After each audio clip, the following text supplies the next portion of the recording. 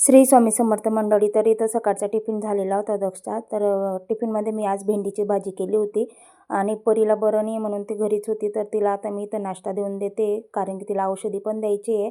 तर इथं तिला नाश्ता देऊन त्याच्यानंतर मी माझ्यासाठी खसखसचा शिरा करणार आहे. तर खसखस ही रात्री मी भिजवून घेतलेली होती.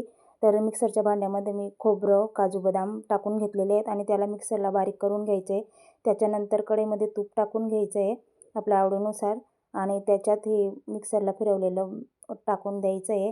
तर याच्यात थोडं पाणी घालूनच करावं लागतं, कारण की ते खसखस खूप बारीक असते, तर बारीक व्हायला वेळ लागतो त्याच्यासाठी. तर मला मायग्रेनचा त्रास असल्यामुळे मला एका जणाने सांगितलं तर त्याच्यासाठी मी माझ्यासाठी खसखसचा शिरा करते. तर दूध टाकून घ्यायचे, थोडं शिजवून मग साखर पण टाकून घ्यायची. तर मी तर 1च चम्मच साखर टाकलेली, मला जास्त गोड आवडत नाही त्याच्यामुळे.